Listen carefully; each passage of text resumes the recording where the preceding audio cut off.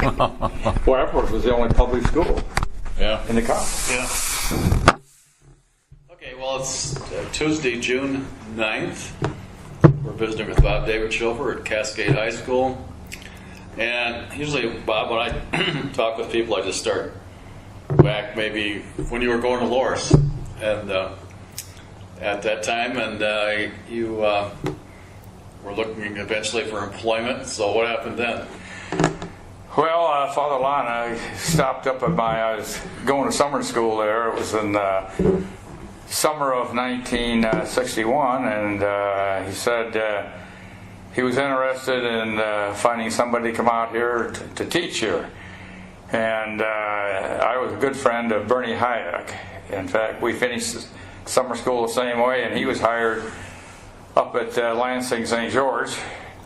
And Father Lana asked me if I was interested in coming out here. So came out here, and Father Bob Kolb was the executive coordinator. Okay. And he said, "Will you at least stay 2 years?"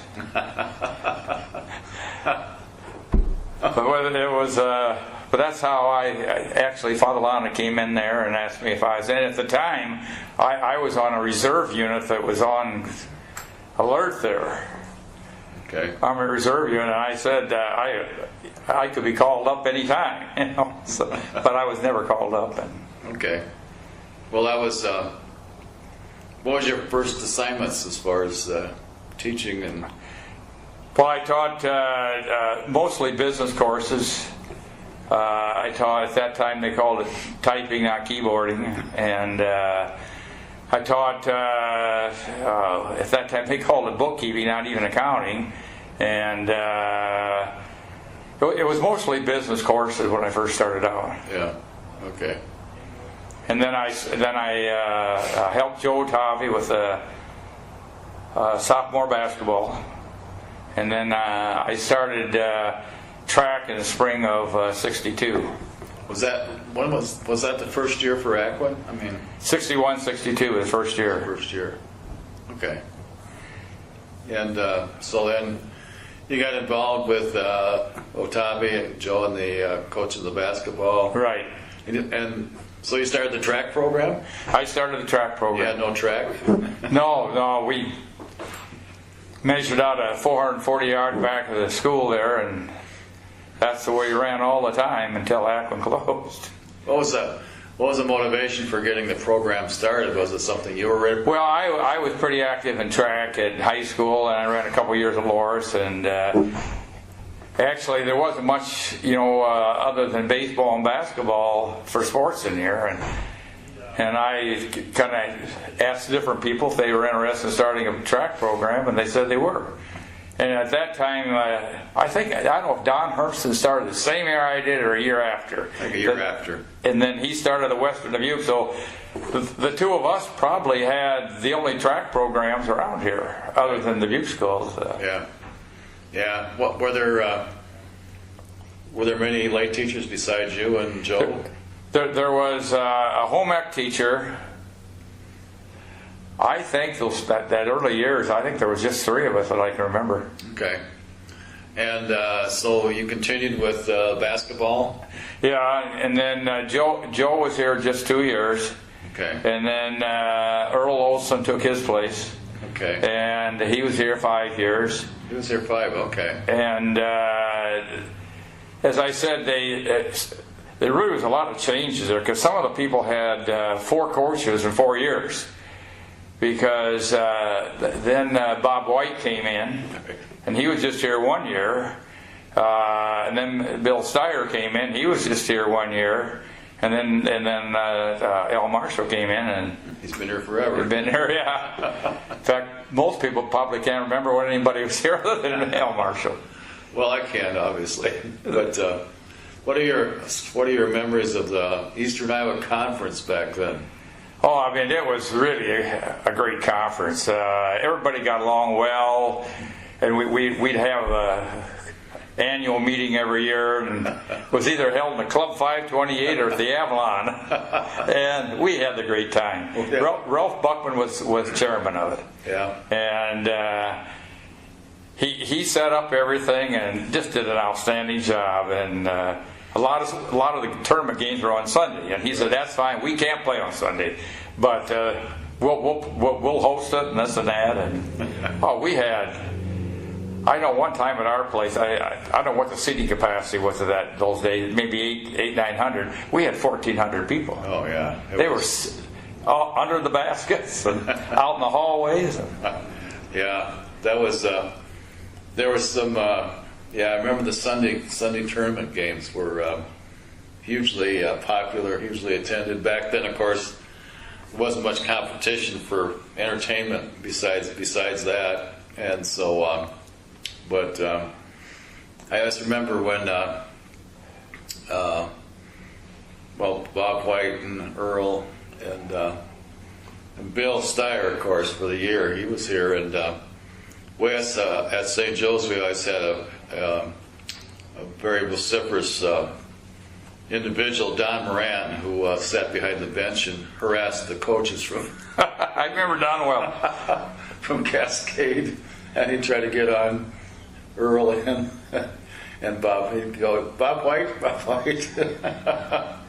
So, okay. So, how about your involvement in the theater? Well, the first year I was here, Father Liebenhagen had the theater, and I helped him a little bit, but I wasn't really in charge of anything. And then he was transferred after that, and then. One evening, Father Kolb invited me up for supper up at Plaza. And those were the days, it was gravel roads, and it was a wintry evening, and it took me a long time to get up there. When I finally got up there, I found out he wanted me to take over the theater. And I said, well, I'll try it, and because he knew I'd been involved at Loris. And so that's how I got started. Okay. And I told him I'd try it out, see how it went. So maybe what, mid-60s or?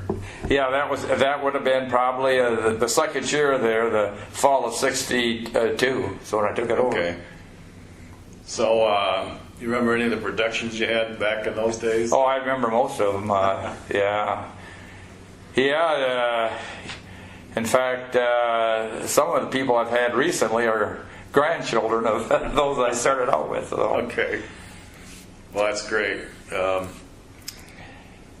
what about your, during the 60s and in the 70s, your teaching assignments, did they? Well, I started getting into teaching a little bit more on social studies. I taught macroeconomics for a number of years.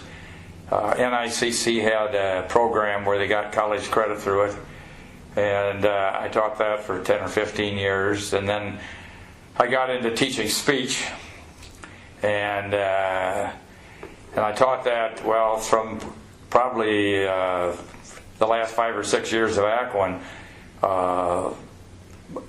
Most of the entire years that I taught, 30 years for Western Dubuque. So in some years I had 3 and 4 classes of that. So I got in a little bit of that, and then I got into teaching a class in theater. So I didn't really teach as much keyboarding as they call typing then. After that, I taught more in the social studies and in the English department. What are your memories as far as the transition from Aquin to West Dubuque? Actually, it was about as smooth a transition. The room that I taught in on the second floor, probably for the last 8 years of Aquin, I kept that same room, and I basically taught the same classes when we started. So there wasn't really any change other than the benefits. Right. But it was a great experience. I really enjoyed Aquin. We had a great staff and this and that, and everybody was kind of crying when it closed. But the transition to the Western Dubuque system was probably the greatest thing that happened to me as far as my career financially and with benefits and IPERS and this and that, and some of my friends were teaching long after I retired that stayed in the Catholic education. It's a great experience, but as I said, you didn't have the benefits. Exactly. Yeah. So pretty much your teaching assignments stayed pretty much the same. Especially the early days there. It didn't change hardly at all. Okay. And most of the people that taught at Aquin, they hired it at Western Dubuque. Right. So there wasn't really much of a change as far as who you were working with and what you were teaching or anything like that. Yeah. Well, you've had some great competitors, some great athletes that you've worked with over all those years. You remember some of them specifically, or early times? And Well, I had, as I said, of course, in basketball, Brian McDermott certainly was the top one to come out of Aquin with that. But I had a number of people at both at Aquin and Western Dubuque that later on competed at the college level. I had Kim Gherkin that ran for me cross country in Western Dubuque. She later on ran for University of Indiana, and her senior year she was Female Athlete of the Year at the University of Indiana. So I really enjoyed that. And Carrie Greenwood, that was an All-American at Northeast Missouri, who was certainly one of the highlights as far as track there. And then, of course, Phil Cowder, who everybody knows who he is around Dubuque County, was one of the great track runners that I've had. But I've been part of some programs that I was very, very pleased to have been involved in. where did you develop your program for development for the track and cross country? Well, actually, cross country was really just kind of starting around the state. In fact, most of the high schools around eastern Iowa didn't even have cross country then. None of the Dubuque schools had like girls athletics, Right. and some of the smaller schools west of us had, but we had a hard time finding people to compete with on that thing. And really, cross country wasn't started at Loris until right my senior year. Okay. So I was in track, but I was never actually in cross country at Loris. And but I kind of started it to kind of help my distance runners for the spring. Okay. And I thought it'd be a good that way. It'd give me 2 seasons a year, and so it was actually started to kind of help my. I had several real good distance runners then. Dave Strang was one of them, and I think that getting going with cross country early on really helped our program. Did you go to any clinics or? Oh yeah. I attended just about every clinic I could. I think I heard Joe Newton speak 3 or 4 times, and at that time there were a lot of clinics because a lot of coaches were just getting started into this. Because when I was in high school, nobody had cross country around where I grew up in western Iowa, and in the fall, if you didn't have football, you had baseball.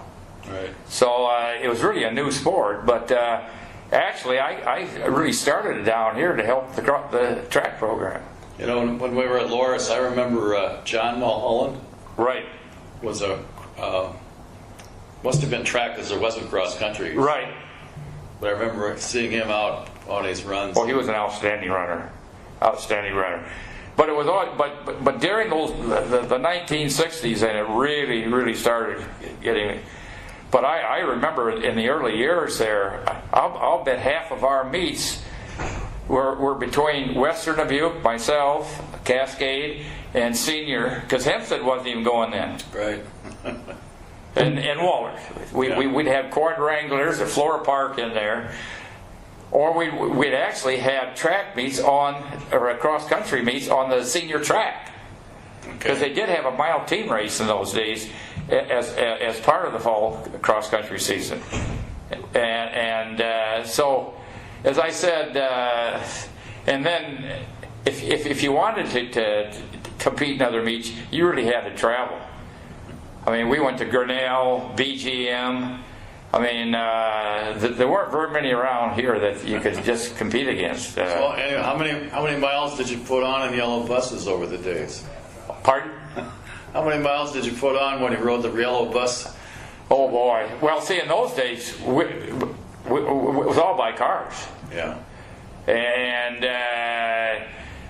well, I remember one year we packed 5 guys into my car and went down to the state meet, changed in a gas station, and wound up winning the state cross country. That's great. But it was because we really didn't have that bus transportation for the fall sports until we became part of Western Dubuque. Yeah. Where was the state meets at? It started out in Des Moines. It was down there the first 5 or 6 years, and then it went to Ames for a number of years, and then it went. Marshalltown had it for a few years. Cedar Falls had it for a few years. Cedar Rapids had it for a few years, and now it's been in Fort Dodge for probably 15, 18 years. I went out to my granddaughter goes to Linmar, and her team, they ran at Fort Dodge, and I went out for a couple of years ago to the state meet. I was so impressed at the facility. It was just a beautiful day, and it was awesome. Good stuff. But yeah, well, as far as getting back into going, West Dubuque took over. You continued from then. When did you retire, Bob? Well, I retired from teaching. This is my 9th year out, and but I kept the drama and the cross country. Right. And but actually, 8 of us of the male members of the faculty retired that year, and so it was about a third of the faculty retired in that one year there. So, but yeah, we had a great time. So I worked for a number of years there, with Al Marshall and Jerry Rowling. Oh yeah. Quality people, that's for sure. Very, very quality individuals. Just and people that were kind of our competitors at one time. Dick Mesher, when he was up at Beckman, actually was guidance counselor down here in the later years. I didn't realize that. Really? Okay. And so it was. We really had a great family, Western Dubuque here. With a merger like that, and as I said, it was certainly a great part of my life, and I really enjoyed it. The construction of the theater auditorium must have been a real... It was. We had a group of parents who had been in plays that I directed that wanted, their kids and grandkids to have a little better facility, and they just all got together and decided that they were going to have a campaign to raise money, and took about 3 or 4 years, but they got it accomplished, though, and it was a great facility. Because at that time, the only theater really in the area was Dyersville. Yeah. Because Western Dubuque didn't have one, we didn't have one. We were both in gyms, and it was difficult in gyms because they were meant for athletics, not for plays. And working around practice schedules was quite difficult. Yeah, I can relate to that totally because I finally had the opportunity to go through have you been to the West Dubuque facility since it opened up? I went through it this past fall. And you go through such a nice facility like that, and you think back of all the years of what we had to put up with, and makes you kind of jealous to think that, wow, we could have had that too, maybe, possibly, but never did. So, so you've still been actively involved with theater and cross country since you retired? I still have been, and I'm going to, at least for this year yet, so each year I say, well, we'll see how it goes. And but another big thing too was when they built the track. Right. first, it was limestone first, and then God. the all-purpose track, and it's, it made, in the old days with Aquin, every year you had to remark the thing. Yeah. But it's really great. The things that have changed here over the years here, and now this year with the new gymnasium here, it's just fantastic facilities now. Yeah. When you also do some traveling, or?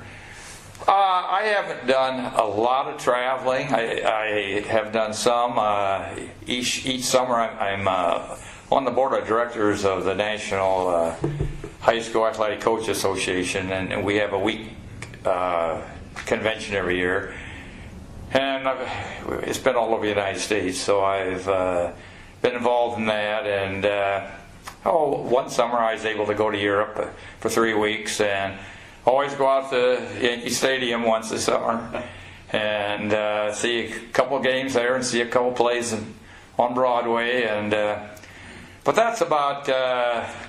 Other than since I retired, usually in January, several of us go down to Aruba for 10 days. Cool. And that's been kind of the extent of it. But I really enjoy still going to the basketball games in the wintertime. And I only live about 100 yards from the school, so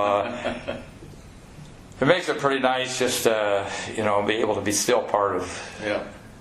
Now as a spectator, because I was with basketball for 28 years. Yeah, I know you were. And I don't know, it took 2 or 3 years to kind of all of a sudden almost calling time out in the stands, But those are some real great experiences over the years. I'm really pleased I was able to be part of the program. How'd you get to be a Yankee fan? When I was about in, 3rd grade, we had a Little League program in my hometown there, and I happened to be on a team called the Yankees, and I didn't know what city they were even in. And my brother was with one called the Braves, and at that time they were in Boston. He's a couple years young. Today he's a big Atlanta Braves fan, and I'm still. Well, that's how it started. Everybody said, well, you started out with Mantle. No, I was a Yankee fan before Merrick's and Mantle. Well, that's as good a reason as any to develop a loyalty to. Yeah, but that's how it started. Program. Back in Little League. As far as when you went to Loras, how did you choose Loras as a college to?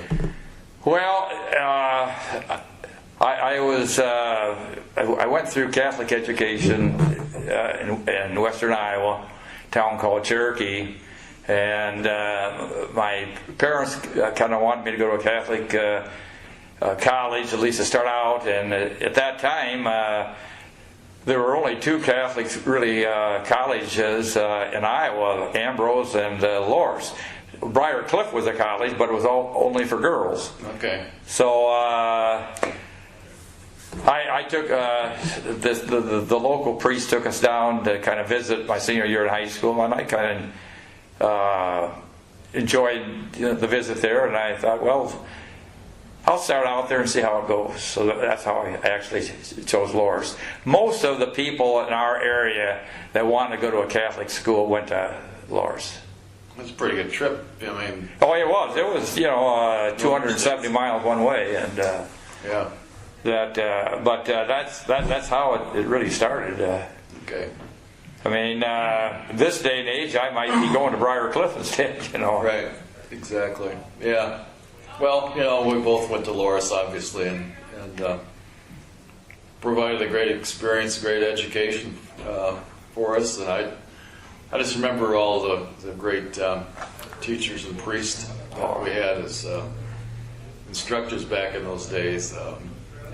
And now you think back at it and realize that it was a great education for both of us. Oh, well, Father Schrader, who was the drama director there, and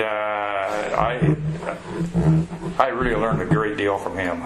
really how to handle people and how to go about teaching them how to act. And then I was out at Cascade for probably about 5 years, and he retired in there. And he asked me to come in and take his place. Is that right? And I was. So I said, well, we'll see. I really like it out here. And what I did, I went in there for a year, but I still kept directing out here in Cascade. So I really had a busy year that year. But I was in the Lords for 1 year. Really? But at that time, I didn't have my master's degree yet. And I thought, no, I better stay out in Cascade and keep going to summer school. And so I never went in there full time. And I'm really glad that I didn't, because I really enjoyed the Aquin days, and then later on the Western Dubuque days. I remember him as kind of being a real flamboyant personality. He kept you on your edge, I'll tell you, at the seats all the time in the class. King Carl. Yeah, he was quite a man, but he, as I said, very intelligent, very well versed in theater, and I learned a great deal from him. Yeah. Anything else as far as those early days in Cascade? When I was at St. Joe's, of course, and I remember all of the trips, basketball trips, and we'd go to games wherever, through the weather, whatever it was,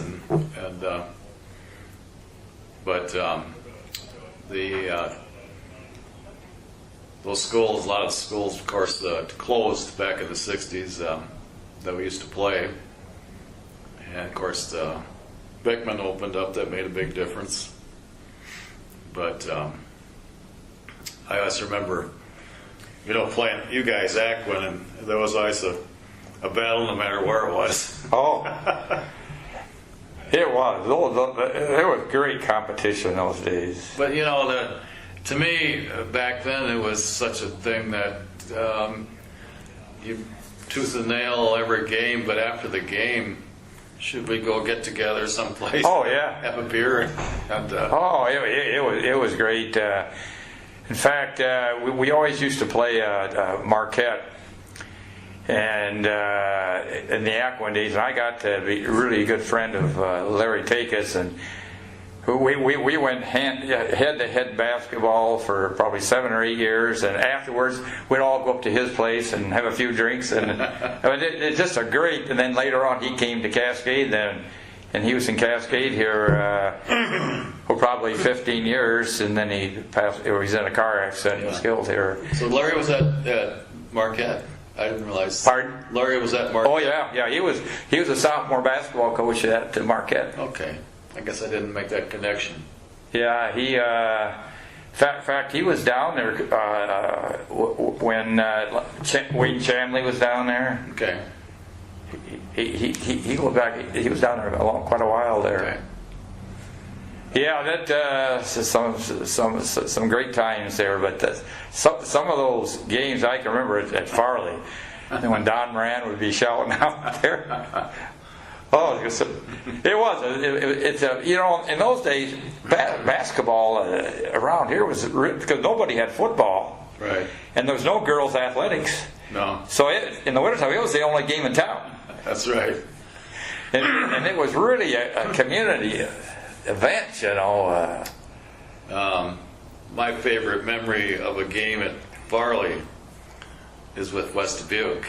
The year that Wick was still coaching the boys, and we played him in January, and so we're playing the game. It's the second half, and Father Dan Kepler was our assistant, and it was fourth quarter timeout, and so I got my kids there, and all of a sudden the door opens and Father Kepler comes walking in. And goes right past our bench and goes over to the Wick's bench. Well, I found this all out afterwards. Where he goes, and he said, "Tom, I just got a call." He said, "Your house is on fire." He said, "Everybody's okay, but your house is on fire." And so Tom, he looks up at the scoreboard. It's tied with 2 minutes to go, and he said, "Hey, Hermie, you go check that out."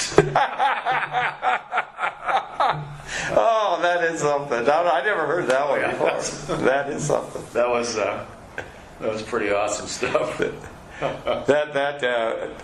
One of the things that is a memorable event. See, we had Don Hertz and I really of the EIC went to track the last few years there that we were still EIC. Independent St. John's had a team, and Owine had a team, and this and that. But we had the only really, teams that had events. Anyway, we had a conference meet up at Epworth. And that was anyway. And it turned out, unbelievable, 87 and a half, 87 and a half. Oh my God. And John Sullivan said, well, why don't you and Herman, you play it off and run a 100-yard dash? Herman said, no, but I'll go for a arm wrestle. Oh, Funny. those are some of the... And I remember the spring, the track season, and being up on that track in April, and the wind just cutting through you, just tearing you apart, running those events, and oh my God, yes, it was lots of good memories. Oh yeah, and as I said, the camaraderie that Ralph Buckman and Harold and Wayne. I mean, it's just been fantastic. Yeah. I mean, the support that they gave me over the years, especially in drama.